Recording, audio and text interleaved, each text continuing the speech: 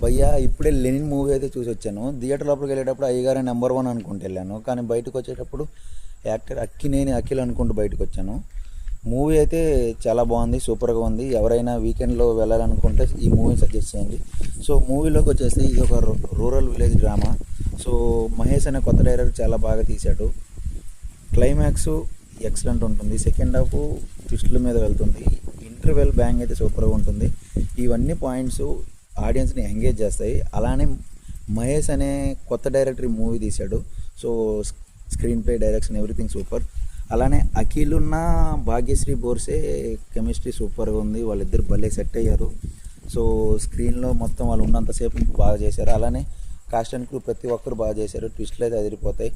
మన టెడ్డీ అన్న అయితే కొట్టేశాడు మ్యూజిక్. వీళ్ళిద్దరు జీవించారు. అఖిల్ అన్నకైతే మ్యాక్స్ 10 years అయితే ఒక మంచి హిట్ అనేది పడ్డది. సినిమాలో అయితే నేను చెప్పేది ఏంటంటే, ఒక హీరోని లవ్ చేయడం వల్ల సినిమా మొత్తంలో నరుక్కోవడాలు, ఇద్దరు ఫ్రెండ్స్ చంపుకోవడాలు, ఒక ఫ్యామిలీ లేచిపోవడం జరిగిపోయింది. అలాగే లైఫ్లో కూడా ఒక గుంట అనేది ఉంటే దాన్ని వదిలిదెంగండి, హ్యాపీగా ఉండండి. ఆ గుంటను వదిలేసి ఉంటే ఇప్పుడు అఖిల్ సినిమాలు హ్యాపీగా ఉండేవాడు. ఇప్పుడు మన లైఫ్లో ఉన్న గుంటను వదిలేస్తే మనం హ్యాపీగా ఉంటాం. సో ఎవరైనా ఈ మూవీని ఈ వీక్లో ఎవరైనా చూడాలనుకుంటే దగ్గరలో ఉన్న థియేటర్లో వెళ్ళి చూసేయండి. సినిమా అయితే చాలా బాగుంది. Thank you.